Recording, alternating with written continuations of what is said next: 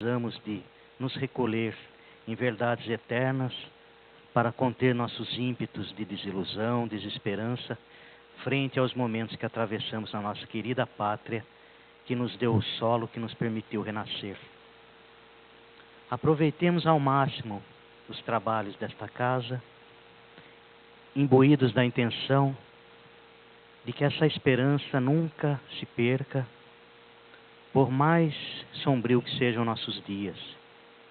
Jesus, o Mestre que está no leme, que está na condução da nave, nos convida amorosamente para que tenhamos a humildade necessária de perceber que não podemos mudar as coisas da forma como gostaríamos, mas que o pouco que fazemos à nossa volta, na nossa família, na nossa comunidade espírita, no nosso ambiente de trabalho, aqueles que têm cargos de proeminência na vida pública, o pouco que fazemos de boa intenção, não visando apenas o nosso bem, mas principalmente ao bem alheio, já é o bastante para ajudarmos a acelerar a evolução tão necessária que já começa a se descerrar no horizonte da Terra. Obrigado, Jesus, pelo acolhimento, espíritos amigos aqui da casa, encarnados e desencarnados, almas que se entrelaçam ao longo de mais de 10 décadas, num trabalho robusto, num trabalho do bem, num trabalho que visa o acolhimento e o resgate das almas para a verdade divina. Obrigado, que assim seja, Senhor. Bom, gente, boa noite. Eu vou precisar de microfone mesmo. E acho que pela minha estatura eu vou ficar aqui em cima também, tudo bem?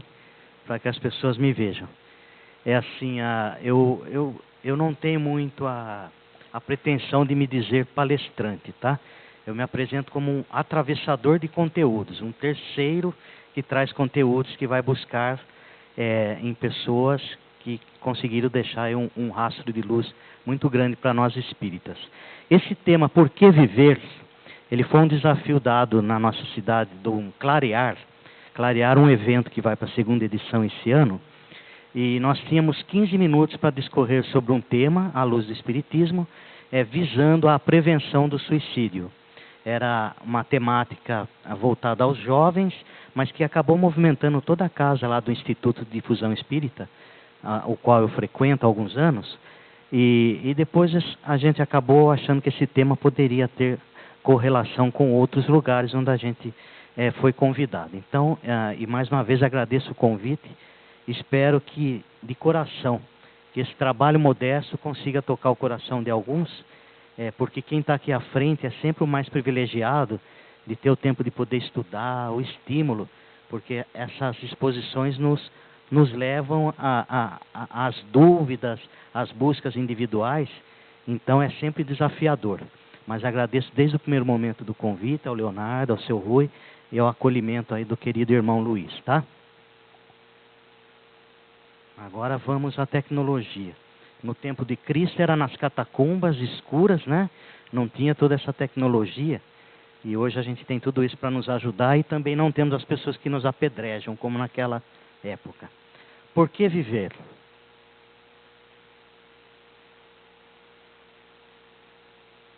Só um minutinho.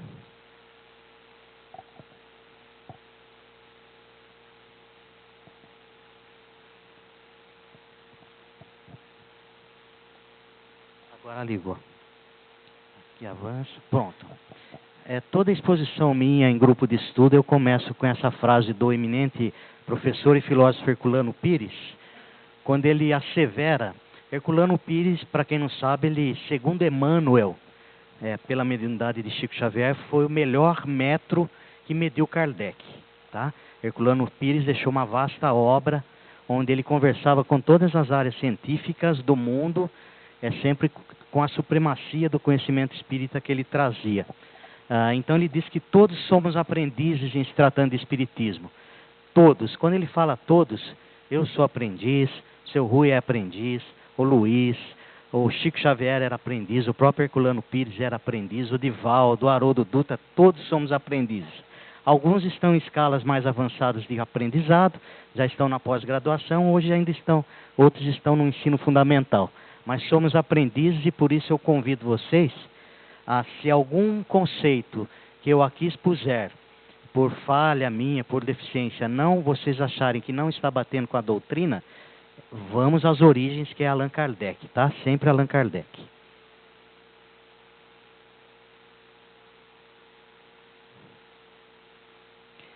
Perguntas de todas as épocas. Não há quem não tenha feito essas perguntas. Por que viver? Para que viver? Como vivemos? O quanto vivemos? Por quem vivemos? E quando deixamos de viver? Da qualidade da pergunta, da intenção das perguntas que nós fazemos no nosso íntimo, nós teremos a qualidade das respostas.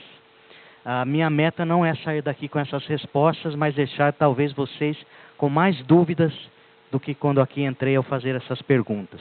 Porque já dizia o Aristóteles que a dúvida é o princípio da sabedoria.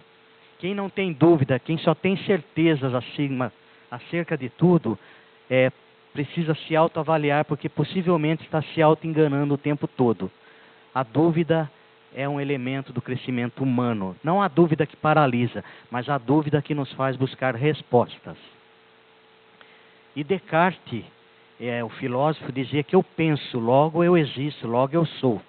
Então, a dúvida nos leva a pensar, a superar obstáculos, a travar aquela batalha do conhecimento íntimo e do conhecimento do meio que nos cerca. Ao longo da exposição, nós vamos tentar pelo menos chegar perto de algumas respostas. Qual é o mundo que nos movemos? É o mundo onde a gente faz essas perguntas? O que nós estamos vivendo hoje na Terra, que não é novidade para ninguém, mas uma época de enorme instabilidade social. A não ser que a pessoa viva no meio do deserto como um eremita, sem WhatsApp, Facebook, jornal, sem qualquer outra meio de comunicação, ela não vai entender o que está acontecendo no planeta. Nós estamos numa fase de turbulência, os espíritos todos estão se reavaliando nas suas estruturas do modo de vida.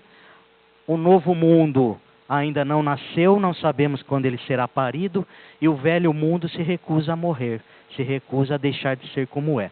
Nós estamos numa batalha de gerações, batalha de valores, numa batalha de sombra e luz, que aí entra o Espiritismo para nos posicionar no meio disso tudo. Nós vemos muitos pactos rompidos, certezas absolutas que a sociedade, gerações passadas, tinham deixado para seus filhos, já não são tão certas. Muitas estruturas em mutação, questões para quem pensa, quem é empregado. Antigamente, uma pessoa entrava numa empresa e esperava aposentar naquela empresa, chegando ao máximo que ela podia ser. Hoje as pessoas não têm certeza da sua empregabilidade, por mais que façam. Muita desesperança. Então a importância do centro como um oásis, a desesperança está brotando de uma forma. E hoje mesmo eu vi um amigo postando uma figura de linguagem. Ele diz, quanto à desesperança, que um navio ele nunca afunda por conta da água que está em volta dele. Ele afunda por conta da água que ele deixa entrar. Então, tomemos cuidado com os cascos do nosso navio, para que não deixemos tudo que está contaminando o mundo nos contaminar de forma a gente afundar junto com a desesperança que está sendo plantado. Muita gente do lado de cá e do lado de lá ganha com a desesperança, mas nós ganhamos muito mais plantando esperança do que desesperança, tá? A desigualdade social é muito grande. Isso não é discurso nem de direita nem de esquerda, é um fato objetivo. 10% das pessoas do planeta detêm mais de 70% de todos os bens da Terra. E os outros 90% convivem com os outros 30% do que sobra. Tá? Não é a sociedade do Cristo, não é o reino de Deus que ele previu para o nosso planeta, com certeza. E não é, essa desigualdade não vem de Deus. Essa desigualdade está lá no Livro dos Espíritos, está no Evangelho, vem do egoísmo, vem do nosso orgulho, da nossa ambição, da nossa cobiça, da nossa indiferença. Nós também estamos vivendo uma cultura superficial e materialista, talvez muito parecida com a época que Kardec viveu, quando as crenças religiosas estavam sendo colocadas em xeque, e o Espiritismo veio num momento de extremo materialismo para tentar sacudir um pouco a poeira mental e moral dos homens. Há muito hedonismo, muito individualismo, diferente da... O ser tem que se valorizar enquanto indivíduo, enquanto individualidade nunca. A individualidade única, mas individualismo é outra coisa. Eu quero tudo para mim e nada para o outro. A crise de valores, os valores que meus avós ensinaram para os meus pais, e meus pais me ensinaram, eu ensino alguns para meus filhos, alguns ainda conseguimos, aqueles perenes, honestidade, ética, moral, respeito ao próximo, os valores perenes. Mas alguns outros valores sociais estão mudando muito. E nessa inversão de valores, não digo que melhor ou pior, há muita confusão. Então, a gente tem que estar sempre atento, que a gente tem que estar aberto ao novo, tentar entender o novo, mas firmar o pé naquelas bases sólidas de tudo que nos leva a uma harmonia com as leis de Deus. E é um trabalho individual esse, ninguém pode fazer por ninguém. O pessoal está ouvindo aí no fundo? Tudo bem? Consumir e consumir. Se nós vivemos numa sociedade de consumo, desde que a criança nasce já é um objeto um alvo de consumo, o jovem é um alvo de consumo, e a gente acaba achando que o prazer está em consumir, em ter o carro do ano, a viagem esperada, o emprego que dá status, ou a roupa, alguma coisa assim. E uma vez, como diz Joana de Ângeles no seu livro O Homem Integral, pela psicografia do Divaldo, uma vez obtido aquele bem, a sua felicidade cessa e você começa a querer um outro bem para querer uma outra felicidade ilusória. Então nós estamos vivendo um mundo extremamente consumista, e qual o perigo de consumir desesperadamente? A gente acaba se consumindo, se autoconsumindo e consumindo ao outro nas relações. A gente acha que o outro é um ser descartável, assim como um produto que eu compro no supermercado. A gente vê troca de corpos, a gente não vê nem divórcio mais, a gente vê troca de corpos. Pessoas ficando pouco tempo com outras pessoas, causando danos morais, danos psicológicos e abandonando na primeira prova. Então, essa cultura do consumir e do consumismo de bens materiais, muitas vezes a gente importa para a vida moral, e aí começa o perigo para nós mesmos. Mente imperfeita, mundo imperfeito. Tem um livro da década de 30, publicado pela FEB, Angel Aquarodi, um filósofo. É o único livro dele que eu vi da FEB, eu acho que ele não deve ter outro publicado. Se tem, eu não conheço. Ele chama Pequenos e Grandes Problemas. Isso tem até na internet para baixar e tal. Ele faz um tratado sobre a vida na Terra naquela época que está tão atual hoje. E ele fala sobre a morada imperfeita. Como nós, com uma mente totalmente em desalinho, nós moradores do planeta Terra, tão imperfeitos, tão causadores de danos, tão desalinhados mentalmente, por que nós nos espantamos que a nossa morada, planeta Terra, ainda tenha cataclismos na natureza, vulcões em erupção, tufões, tsunamis. Agora mesmo temos notícia aqui que talvez em Florianópolis um tufão chegue ali até o litoral. Porque a nossa morada é imperfeita? Porque nós, moradores, ainda temos uma mente e um sentimento imperfeitos. Nós temos a morada que nós merecemos. A escassez na Terra é uma realidade a qual não dá mais para a gente questionar. Os cientistas que disseram que a Terra, que era balela, a questão do aumento da temperatura por causa do aquecimento global, deveriam se desculpar perante a humanidade. Nós estamos vendo aí o planeta inteiro sofrendo essas questões por erros nossos. Existe um movimento chamado o Dia do Esgotamento da Terra. O que é o Dia do Esgotamento da Terra? A comunidade científica prevê o quanto que a Terra é capaz de produzir e o quanto que ela consome disso que ela produz, de bens naturais. O ano passado, quando eu comecei a tratar esse tema, quando era setembro, o planeta Terra já havia consumido, nós humanos, tudo que a Terra era capaz de produzir. Ou seja, eu fui no supermercado e fiz compras, fui em janeiro, comprei, enchi a minha estante para até dezembro, os meus armários de cozinha. Quando chegou setembro, eu já não tinha mais nada. É só para fazer uma relação do que eles medem. Esse ano já decresceu um mês. Em agosto, aconteceu o dia do esgotamento da terra. Em agosto, a terra já havia consumido tudo que é capaz de produzir. Então, a escassez é algo fruto da nossa ganância, da nossa ambição, do nosso egoísmo, do nosso desalerto em relação às leis divinas e naturais. E as doenças da modernidade, que não são tão modernas, mas talvez nunca houveram em tanta expansão como hoje. A ansiedade, a ansiedade pelo futuro, a ansiedade por saber que se nós vamos conseguir manter as estruturas mínimas para uma vida decente, a ansiedade de que se nós vamos ser respeitados pelo grupo que pertencemos, a depressão como uma consequência da ansiedade mal cuidada, um vazio existencial, que nós vamos falar um pouco mais para frente, e não se assustem de eu dizer que entre os espíritas nós temos muitos casos de ansiedade, depressão e vazio existencial, e entre os religiosos também o suicídio, que é uma consequência de todas essas outras causas mal cuidadas, tá? O suicídio é um problema a ser estudado muito forte pelos espíritas, ser prevenido muito fortemente pelos espíritas, porque nós sabemos que a vida continua, temos informações muito claras no Céu e o Inferno, de Kardec, sobre os espíritas que suicidaram. E temos obras que permeiam o nosso ambiente da cultura espírita também muito claro sobre isso, tá? Mas é lógico que a gente deu um panorama muito rápido, a gente podia trazer estatísticas, tal, mas não é o fórum, não é um seminário, é uma simples exposição. E aí, o que a doutrina espírita tem a ver com tudo isso, gente? Por que nós estamos aqui dentro? Por que eu estou aqui falando, vocês estudando, vocês vindo nos grupos de quarta, de domingo, de evangelização? A doutrina espírita é um grande protetor, um grande aliado para essas questões que a gente está vivendo no mundo. Eu coloco aqui tem uma luzinha, não tem, seu Rui? Tem uma, achei.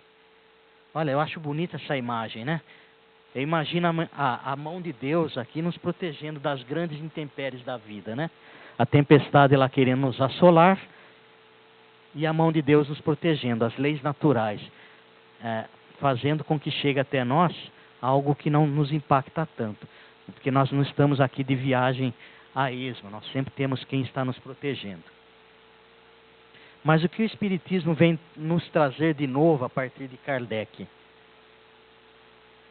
Podemos resumir numa frase?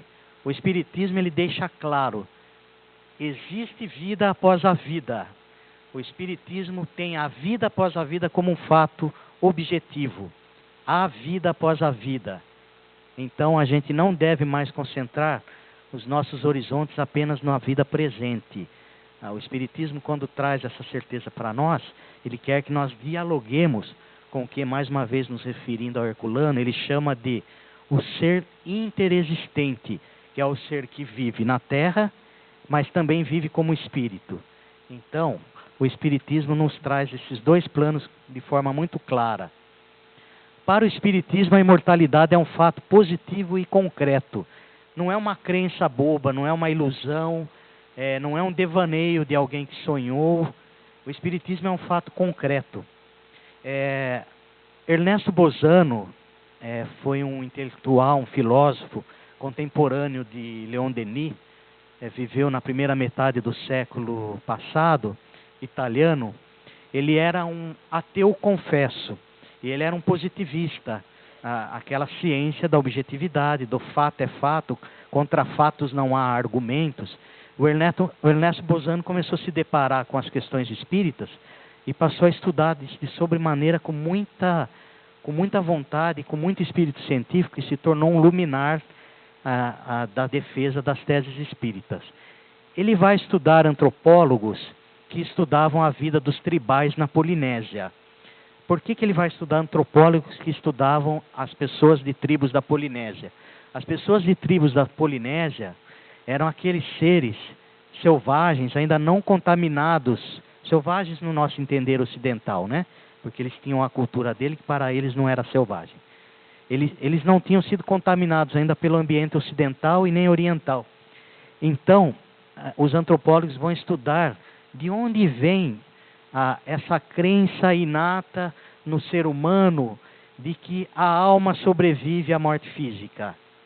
Para nós espíritas, vem da razão, vem da comunicação com os espíritos, vem das comprovações que a gente vem obtendo através do laboratório mediúnico, através do médium. Para esses selvagens que têm ainda um poder de abstração bem baixo, vem de um fato positivo. Ele está lá na tribo, uma pessoa morre, depois de alguns dias, o mesmo espírito daquela pessoa se materializa do lado dele. Ele não tem dúvida, ele tem certeza porque ele está vendo o espírito daquele ser que vivia na tribo do lado dele. Então, para ele, não há um questionamento de será que a imortalidade é uma verdade? Ele tem como um fato objetivo. Então, Ernesto Posano traz muito disso nas pesquisas que ele faz. Aqui eu coloquei, a minha ideia não é trabalhar esse gráfico, eu trabalhei com a mocidade, mas como referência. O grande pesquisador cientista espírita, Dr. Jorge D'Andrea dos Santos, aqui nos Impulsos Criativos da Evolução,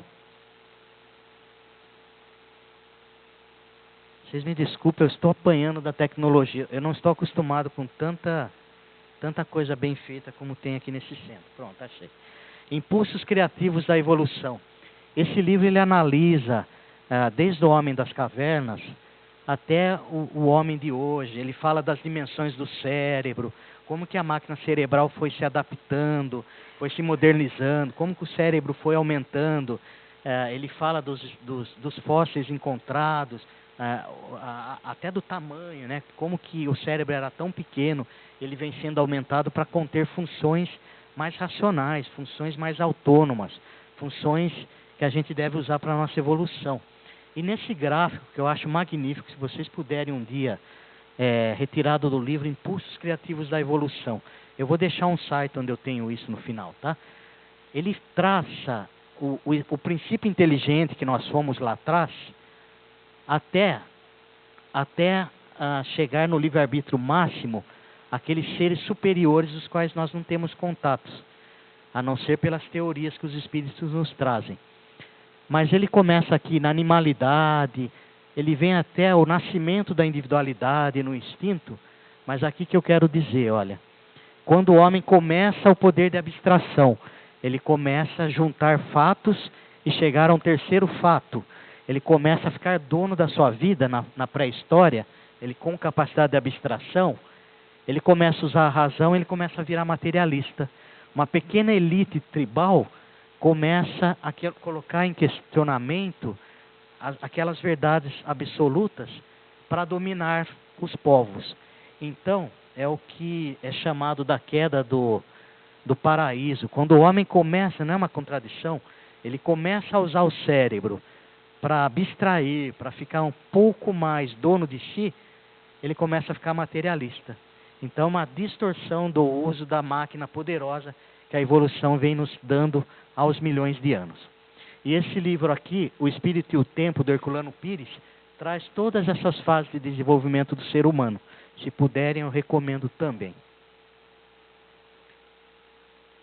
Mas aí, falando um pouquinho de uma forma bem gráfica aqui, as diferentes visões.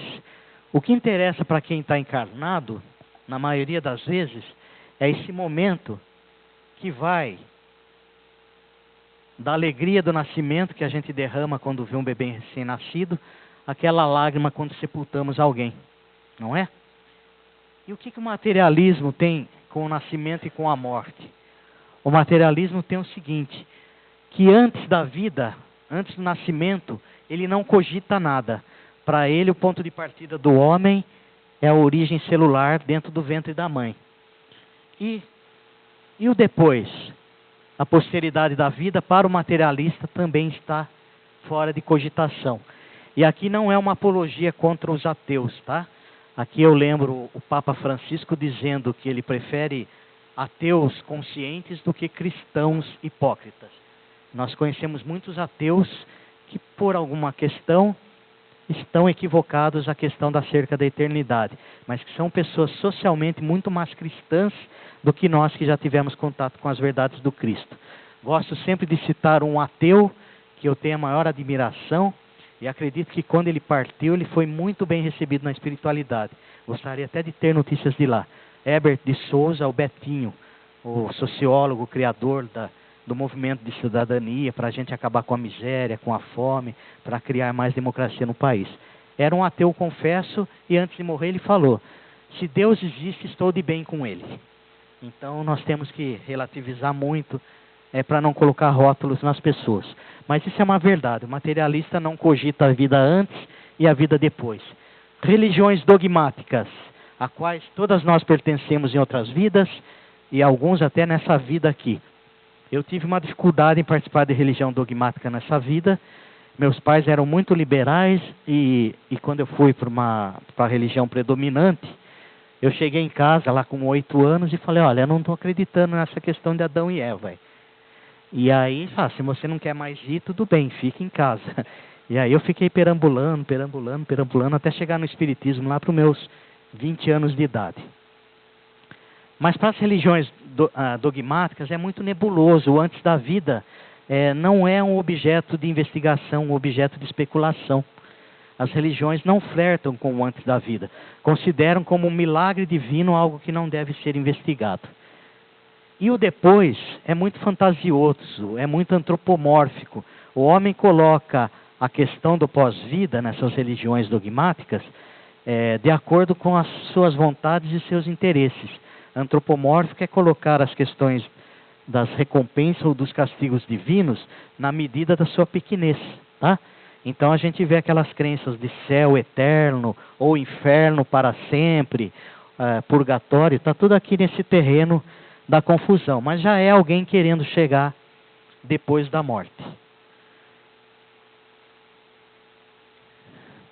O espiritualismo empírico, de onde fazem parte as maiorias das crenças esotéricas, das crenças espiritualistas, eles acreditam na interioridade da vida, mas está muito fundamentado em crenças, e às vezes até crenças um pouco confusas, como era o caso do esoterismo a partir das crenças egípcias, que acredita que o homem pode voltar para um corpo animal, a metempsicose. Há um pouco de distorção sobre o fato espírita que a gente já conhece um pouco melhor. E também a vida após a morte, acreditam, só que cercado também de muito misticismo. Eu estou falando de maneira generalista, não estou fazendo aqui nenhuma supremacia do espiritismo, da religião espírita, em relação às outras religiões. Eu estou falando de um escopo histórico do que a gente consegue conceber. E o espiritismo, ele vem como uma ciência filosófica e prática. Ele não vem como religião. A religião é um desdobramento do espiritismo. Ele já vem com uma investigação da vida antes da morte. Kardec era um ser que tinha dúvidas, por isso que ele avançou tanto. Kardec recusou muitas vezes chegar na sociedade parisiense e frequentar as rodas das mesas girantes. Ele achava que aquilo era diversão para gente frívola. Mas um amigo dele, muito sério, que estudava magnetismo junto com Kardec, o convidou, insistiu tanto, falou: eu vou em nome da amizade. Ele foi, e aí ele vê que tem um fenômeno inteligente, e ele é o primeiro a perguntar, no meio de tanta gente, né, de questionar, se aqui atrás de uma mesa existe uma resposta inteligente, só deve haver por detrás dessa mesa uma causa inteligente. Então a gente já vê aí a elevação do espírito científico de Kardec. Então ele começa a investigar quem é que está por detrás dessas respostas inteligentes, e ele chega então nos espíritos. Uma vez chegando nos espíritos, ele pergunta sobre tudo. Começa com o que é Deus, né? Não quem é Deus, mas o que é Deus. E aí vai, a vida moral, existe vida, por que estamos na Terra? Muitas daquelas perguntas do início estão respondidas, muitas não, todas estão respondidas nas investigações de Kardec. E também investiga o mundo destino, para onde vamos, né? Da forma que agimos, da forma que estamos, o que podemos esperar. E foi ciência, gente. Kardec viveu no século seguinte ao iluminismo. Ele foi discípulo de Pestalozzi, que Pestalozzi, por sua vez, tinha sido discípulo de Rousseau, o autor libertário das teorias sociais. Pestalozzi, o grande pedagogo do amor, do afeto, revolucionou a questão da educação pública. E Kardec convivia com, assim, numa época onde tinha Louis Pasteur, Thomas Alva Edison, máquinas a vapor, tudo estava surgindo naquela época. Ele era muito de um espírito científico. Só que um fato novo, não estudado pela ciência, requereria um estudo de forma diferente. Então a investigação dele, embora não aceita pelos cientistas sistemáticos da época, que só queriam pesquisar o que os olhos viam ou o que as mãos conseguiam tocar, ele fez sim do espiritismo uma ciência que gerou, como desdobramento, uma moralidade com conhecimento de causas e efeitos. E daí vem a religião espírita. Uma ciência que te causa moralidade, você entra nas questões da filosofia, as questões do conhecimento. E por sua vez, a forma como você tem que agir para melhorar, ou para se conectar com o teu Criador, entra no campo da religião. E quando no livro dos Espíritos, ele pergunta aos Espíritos qual é o maior exemplo de espírito que já passou pela Terra, lá no livro 3º, Leis Morais, e os Espíritos falam sem dúvida, tem de Jesus como exemplo, sem dúvida nenhuma, Kardec inaugura o terceiro tripé, o terceiro alicerce da doutrina espírita, que é a religião. Que no Brasil, por seu aspecto totalmente antropológico, católico, miscigenado com as religiões afrodescendentes, acaba tomando uma feição muito grande, às vezes em detrimento da ciência e da filosofia. Isso não é bom. Na minha opinião, o bom seria o equilíbrio, tá? Entre ciência, filosofia e religião. Nós muitas vezes nos parecemos com todas as outras religiões que nós questionamos lá em cima. Nós idolatramos médiuns, mesmo quando eles estão errados. Nós não abrimos mãos de algumas verdades que nem estão condizentes com a doutrina espírita. Então, muitas vezes, esse movimento religioso da fé pela fé acaba nos desviando um pouco da essência tão rica que é o espiritismo. E, uma vez que você tem o conhecimento da moralidade possível de se obter nesse planeta, o conhecimento de causas e efeitos dos seus atos, você caminha para mais liberdade. Esse é o plano do espírito. Nós somos criados simples e ignorantes, simples na complexão biológica e complexão espiritual, ignorantes porque ignoramos tudo sobre as leis de Deus. Somos plantados para ir conhecendo ao longo do tempo. Uns conhecem de forma mais rápida, outros de forma mais demorada. Mas nós caminhamos para a liberdade. No início das nossas vidas como espírito, o determinismo imperava totalmente nas decisões da nossa vida. Quanto mais conhecendo mais somos donos do nosso destino, mais livres somos. Só que ser livre só é possível quando você caminha com a liberdade em consonância com a responsabilidade. Liberdade sem responsabilidade é libertinagem, afasta o ser das leis divinas. E não existe também responsabilidade se você não der liberdade. Tá? Então os dois caminham juntos. Uma vez que você tem liberdade e responsabilidade, você é autônomo, você passa a ser condutor da sua vida, que é isso que o plano divino quer de nós. Ele quer que nós cresçamos, sejamos donos da nossa vida, dos nossos atos, das consequências do que fazemos. Tudo bem, gente, até aqui? Posso... Os espíritas não inventaram uma explicação para os fenômenos. Foram os espíritos mesmos que revelaram a sua natureza íntima. Algumas filosofias espiritualistas criam uma explicação a partir do ser humano. Aqui não, o espírito que veio falar o que eu sou, o que eu quero de vocês, o que eu tenho para dizer. Fiquem atentos. E nossa crença na imortalidade não se baseia em suposições, mas fatos concretos, 1000 vezes repetidos e comprovados, e cuja ocorrência jamais se interrompeu na face da Terra. Mesmo na Idade Média, quando a Igreja Católica dominante, equivocada, ela prendia os médiuns nos porões, naquelas prisões fétidas, querendo controlar o fenômeno da mediunidade, chamando-os de bruxos, de hereges, a mediunidade continuou acontecendo. Em nenhum momento a mediunidade foi interrompida. Mas só com Kardec a mediunidade toma uma feição de investigação Investigação feita com vários médiums, de vários centros, de várias idades, e onde principalmente ele se ancorou em médios de 14, 15 anos, que não tinham visão pré-concebida sobre nada da sociedade. Eram crianças numa pureza de intenções que não iam interferir no conteúdo.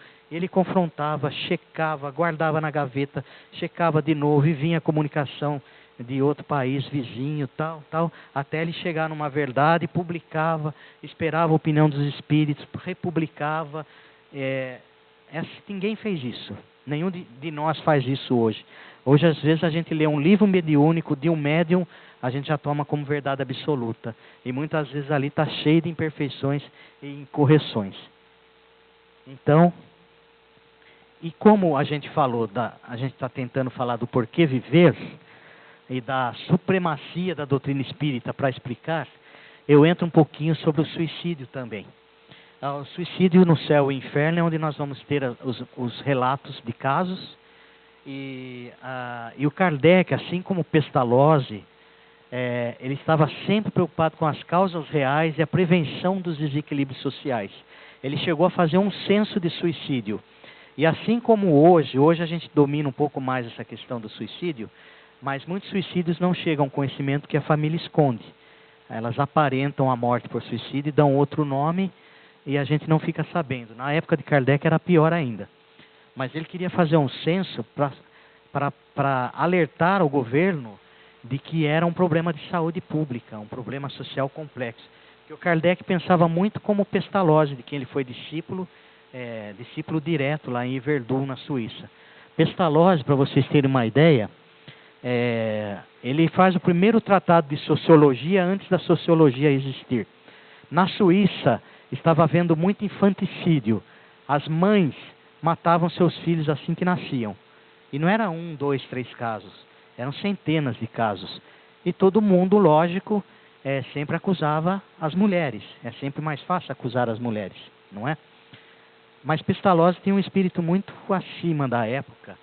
E ele faz um livro onde ele, Infanticídio e Sociedade, onde ele publica a tese, onde ele chega às causas desse infanticídio.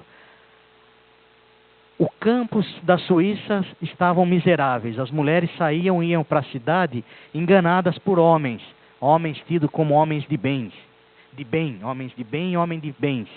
Elas eram enganadas, engravidavam. A sociedade da Suíça era calvinista. O calvinismo não perdoava a gravidez da mulher solteira. Então as mães só tinham 2 saídas: ou elas morriam ou elas matavam seus próprios filhos, porque não haviam aquelas casas que o catolicismo tinha de acolhimento, nem a prostituição era permitida para as mulheres continuarem vivendo numa condição aviltante, degradante, mas pelo menos continuarem vivas. Então, no ato de desespero, elas matavam seus filhos assim que nasciam. Então, Pestalozzi foi o primeiro a alertar: não culpe a vítima, estude antes o que tem em torno dela. E Kardec faz esse convite o tempo todo. Muitas vezes a gente ouve nos comentários espíritas as pessoas desavisadas culpando os suicidas, até em trabalhos de desobsessão que eu já participei, as pessoas colocando o dedo no nariz do espírito do suicida, quando a gente deveria ter um pouco mais de entendimento das causas que o levaram a isso, tá? Nós temos um conterrâneo lá em Araras, que nós roubamos de vocês, é um engenheiro agrônomo, senhor Edmundo Blasco, tá? Muito respeitado no mundo da citricultura. Ele era aqui de Limeira, não sei se alguém conhece ou não. Ele é nosso, agora faz mais de 50 anos, tá? Senhor Edmundo Blasco é um espírita, uma pessoa simples, uma pessoa muito centrada no que faz. Ele completou ano passado 5 décadas de participação em trabalhos de doutrinação, estudo e atendimento aos espíritos em reuniões mediúnicas, participando 3 vezes por semana em Centro Espíritas de Araras. Tá? Ele forma grupo de médiuns, grupos de trabalhos de desobsessão, grupos de atendimento fraterno, e ele tem um trabalho muito grande no atendimento dos espíritos, que eu acredito que vocês têm aqui também. Ele estima que ele atendeu 1.500 espíritos suicidas nesses 50 anos. E o que ele tirou de conclusão? 100% demonstraram profundo arrependimento. Se pudessem voltar atrás, não se matariam, não se privariam da vida. Porque o suicida, ele não quer mais não viver. Ele só não consegue ver uma situação para a vida dele que está em desalinho total, ele não consegue encontrar saída. Aí que entra a necessidade de nós espíritas vermos pessoas com aquelas doenças iniciais lá, ansiedade, depressão, vazio existencial, não acharmos que em todo caso apenas o passe, a leitura do Evangelho ou o trabalho voluntário vai resolver. Muitos dos casos é encaminhamento para psiquiatra, psicólogo, psicanalista. Não achemos nós que por estarmos dentro da casa espírita nós temos todos os remédios.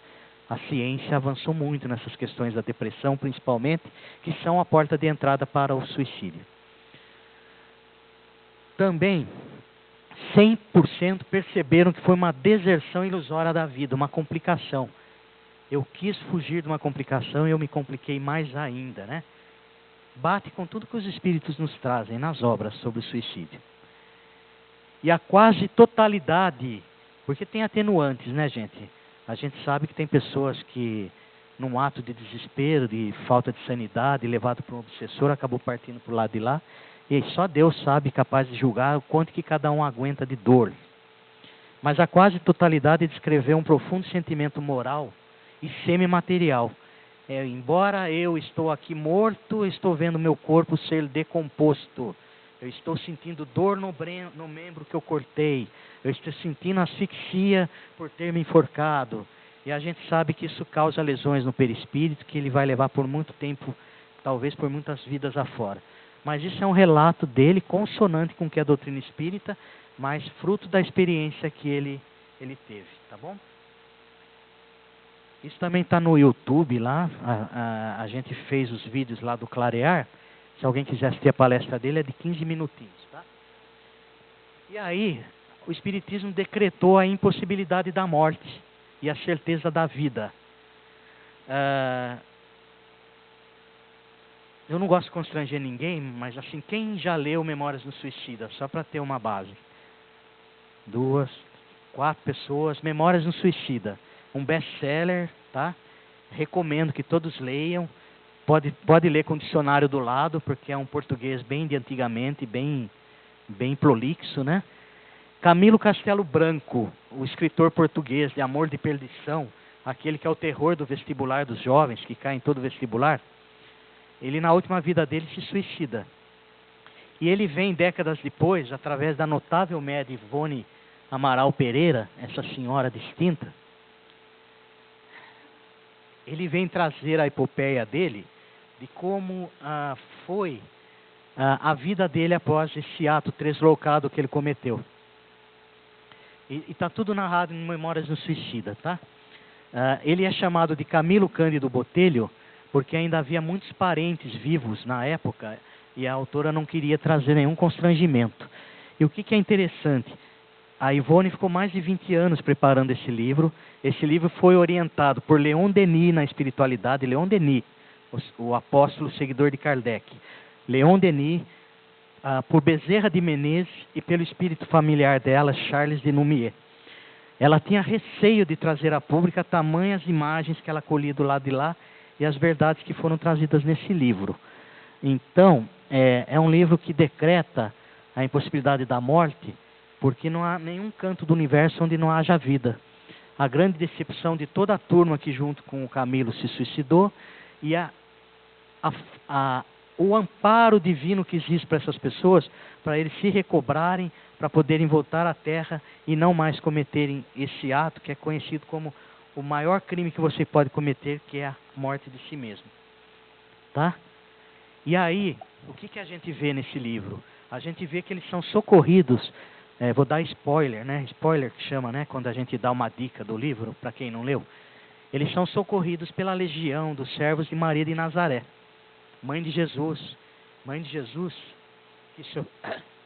que socorreu Judas Iscariotes, que foi um suicida, que ao perceber o grande engano social que ele cometeu ao entregar Jesus, que ele achava que Jesus ia se insurgir contra a sociedade com os grandes poderes mediúnicos que tinha, quando ele vê a besteira que ele faz, ele se enforca porque ele se arrepende.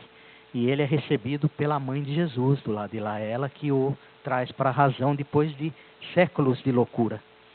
Isso nos narra a biografia espiritual dele através de médiuns. E Maria de Nazaré acolhe a todos esses suicidas e os coloca numa universidade, os coloca no trabalho do bem, os coloca em relação com os erros do passado, com os erros do presente, e o que eles estruturaram a família quando cometeram suicídio. Quase todas as famílias, pelo menos ali do livro, quando alguém se suicida, a família perde um alicerce, e se a pessoa tivesse resistido um pouco mais, aquele problema que era tão grave ia ser resolvido. Mas ela se entrega e junto ela leva. São mães que acabam indo para a vida, filhos que se perdem porque não conseguem. Eu não sei vocês, se alguém conhece algum filho de pai que suicidou, são pessoas muito problemáticas. Eu conheço alguns amigos, são pessoas que lutam o tempo todo contra essa sombra, esse fantasma do suicídio de alguém querido da família, com o medo que eles venham a cometer a mesma coisa, tá? Então é uma questão muito séria. E o que o suicida precisa, senão, o que ele é? Senão uma criança machucada que precisa de um colo amoroso de mãe, tá? Então aquele carinho com todos os espíritos suicidas que aparecem nas vossas sessões, e o carinho para com toda a família que esse suicida deixou, e o carinho com todos aqueles que tentaram se suicidar e não conseguiram, por bondade divina, acolhemos no nosso coração com o maior respeito e fraternidade. Por que viver? Dr. Viktor Frankl, um psicólogo de Viena, austríaco, viveu de 1905 a 1997. Ele criou a logoterapia. Ele era um dos três filósofos, psicanalistas, psicólogos mais famosos do mundo, que criaram 3 escolas. O primeiro foi o Freud, o segundo foi o Adler, do qual ele foi discípulo, e o terceiro é ele.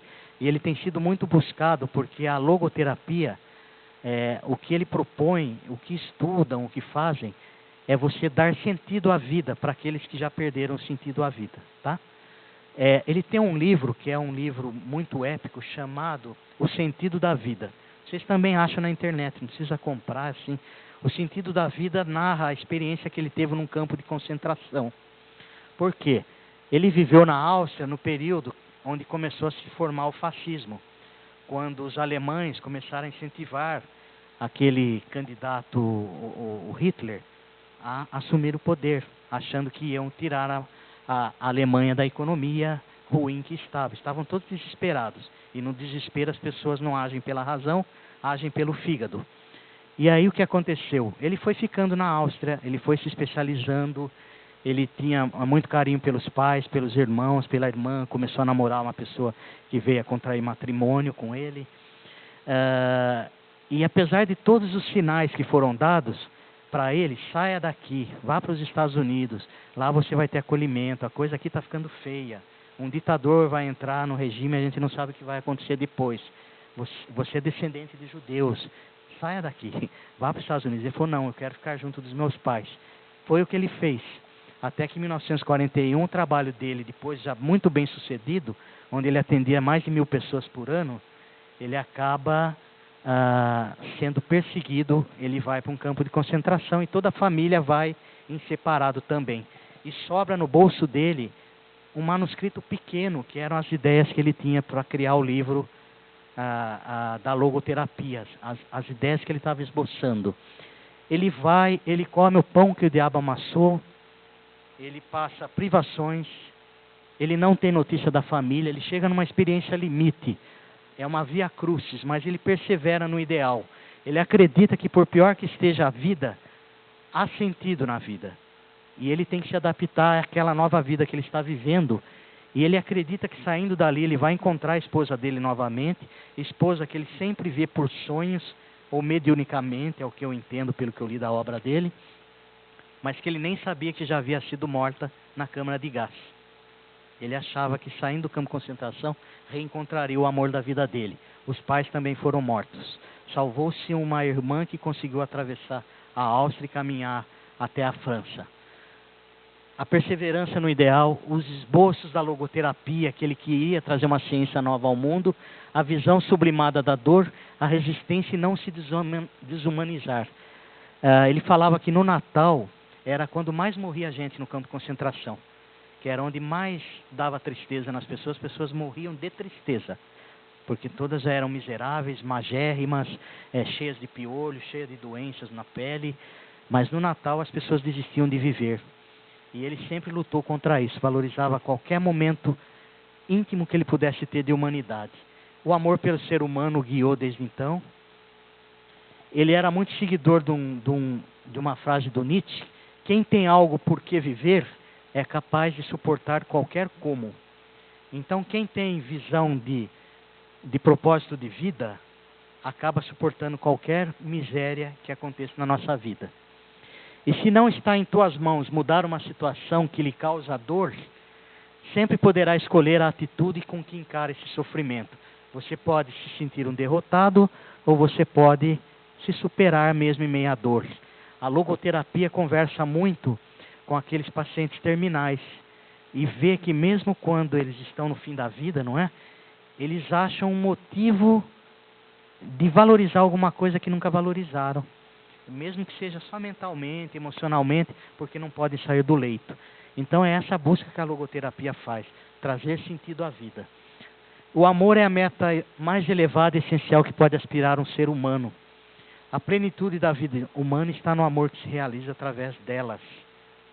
Então sempre o amor, né? E assim, quase terminando, Léo, eu tenho mais 5 minutinhos aqui, tudo bem? Eu gosto do Khalil Gibran quando ele fala que as tartarugas conhecem a estrada melhor do que os coelhos, né?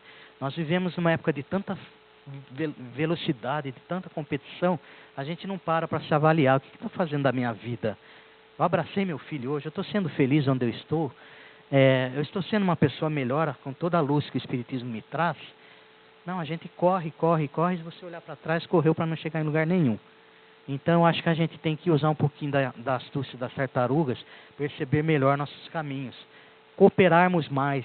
A cooperação, a caridade, a solidariedade para com o próximo abre as expansões da nossa energia psíquica, da energia emocional e nos faz viver melhor os movimentos da vida, por mais complicada que a vida esteja.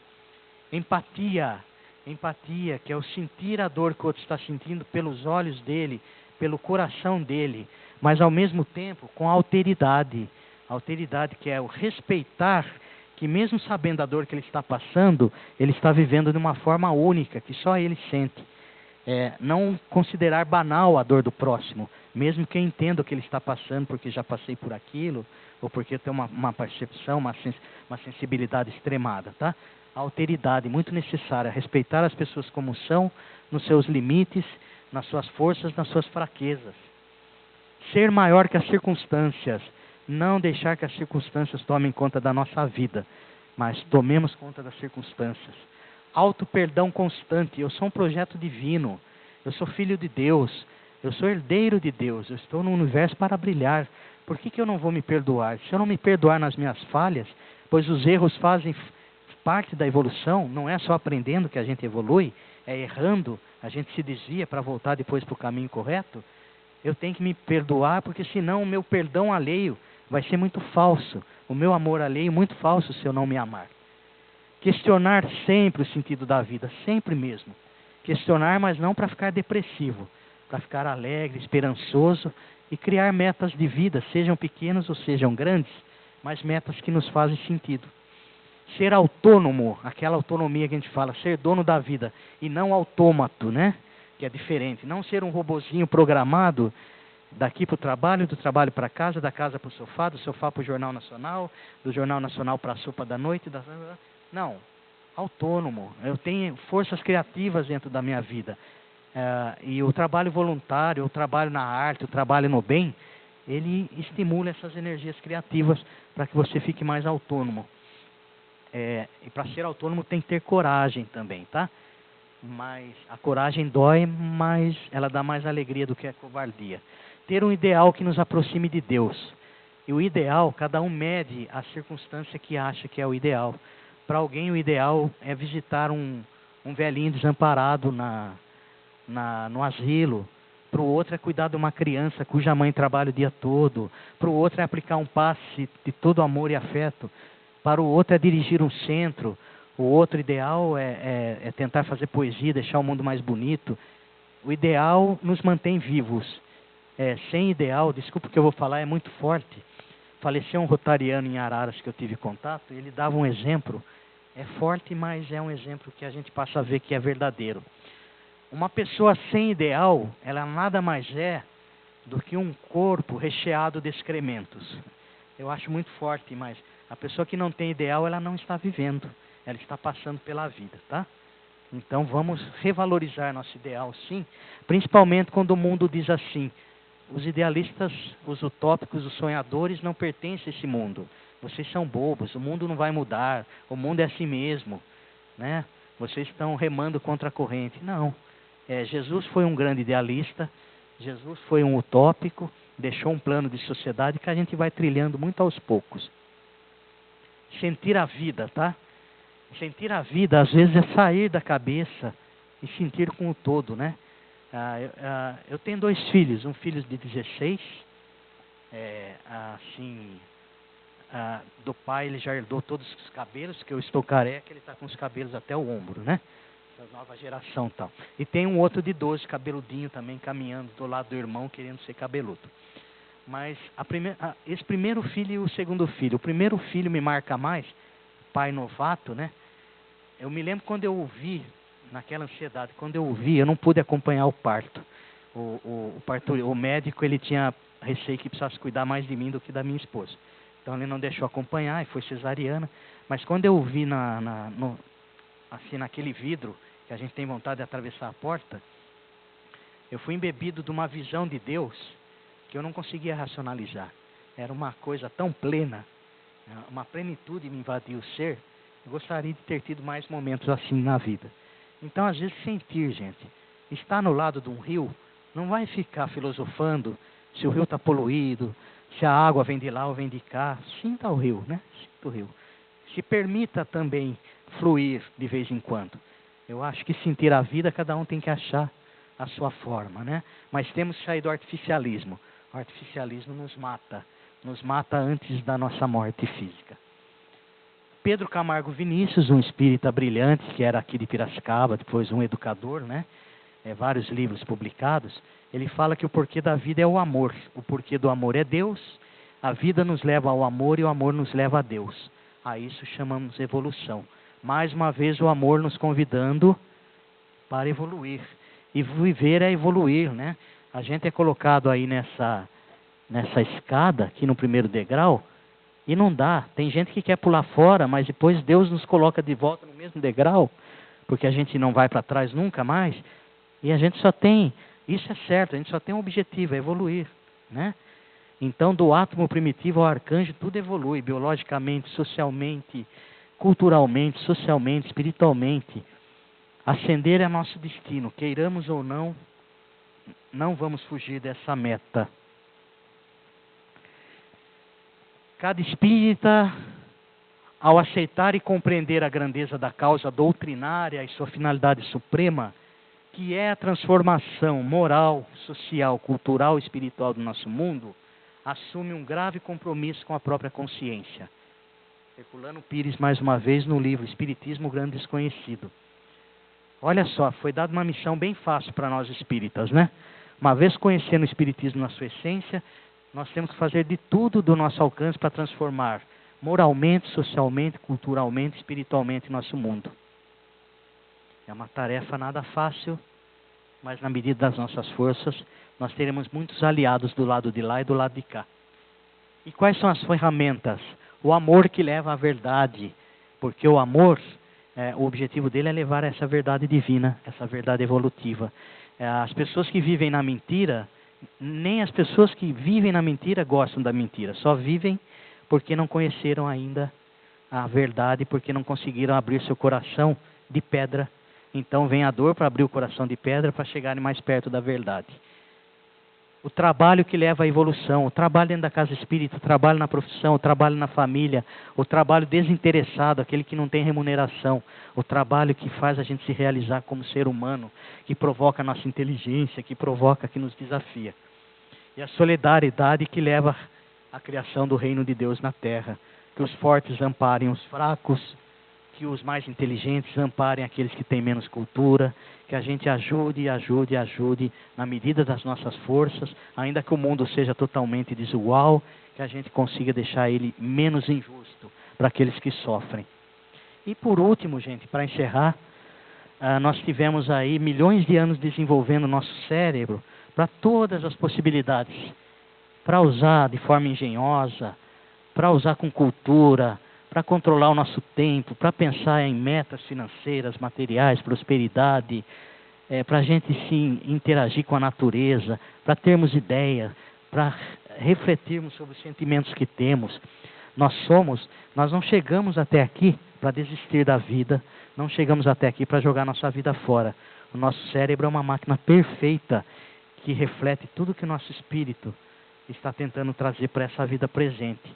Então, fica esse recado, que a vida é sua, você escolhe. A vida é sua, você escolhe, só você escolhe a vida que você quer ter. Só que não esqueça, seja qual for, você sempre vai estar dentro da vida, deste lado ou do lado de lá. Então façamos as escolhas na nossa vida que melhor nos aprazem, tá? Eu agradeço a oportunidade, desculpe se falei demais. A ideia era tentar trazer um pouco desse conteúdo. Isso é lógico, pode ser desdobrado, cada um da sua forma, mas a gente precisa falar da vida, precisa falar da sua motivação, precisa se abrir na casa espírita. Irmãos, não se prendam à burocracia de instituições espíritas, sejam humanos. Sempre tem 2, 3, 4, 5 pessoas que você pode confiar o coração, e no momento de desespero, se procurem uns aos outros. Os cristãos, na sua origem, faziam isso. Nós não podemos perder isso. Nós não podemos fazer com que o centro, nós seres humanos, nós muitas vezes nos desviamos da finalidade e nos perdemos no meio.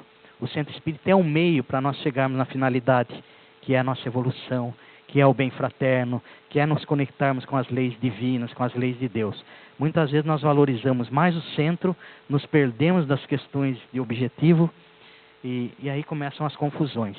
Então, vamos ser humanos, vamos nos abraçar, vamos chorar sem medo, vamos confiar nas pessoas, vamos começar um mundo diferente aqui, para daqui espalharmos lá fora. Não trazemos o que tem de neurose lá de fora, os partidarismos estéreis que nós estamos vivendo, onde os espíritas começam a tomar bandeira vermelha ou bandeira verde, cada um querendo defender o seu candidato, num mundo ainda tão imperfeito, causando cisânia dentro dos centros espíritas, como nós temos visto.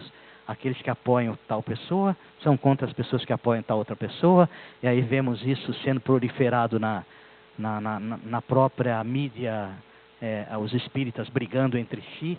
Não, vamos aqui fazer o reino de Jesus a partir do centro espírita e tentar daqui levar alguma coisa lá para fora. Mas não vamos importar a neurose que está lá fora, não. Aqui nós temos tempo de refletir, de seguir o caminho certo, e temos bons exemplos. Eu tenho certeza, eu vi tanta gente barbudinha naquela foto de 117 anos atrás, seu Rui. 117 anos a fundação. 112. Eu tenho certeza que muitos daqueles estão aqui presentes, se não reencarnados, estão aqui orientando os trabalhos. Então vamos acreditar que a gente é capaz de mudar alguma coisa, né? A partir de nós mesmos, a partir do nosso ambiente, porque assim o planeta muda também, né? Obrigado. Fica aqui projetado, se alguém se lembrar. Nós temos um site, Toque na Alma Net, deixa eu fazer uma propagandinha, tá? Lá vocês conseguem baixar músicas, inclusive músicas em espanhol. Eu tenho um grupo de música do qual faço parte há mais de 25 anos. Esse grupo Toque na Alma.net, ali vocês baixam todos os CDs gratuitamente. Nosso objetivo nunca é vender, fazer dinheiro, nós somos voluntários da arte espírita. É a visão do mundo espírita através dessa arte. E lá tem uma editoria chamada Espiritismo. Essas palestrinhas todas, essas exposições estão lá para serem baixadas, tá bom? Eu agradeço.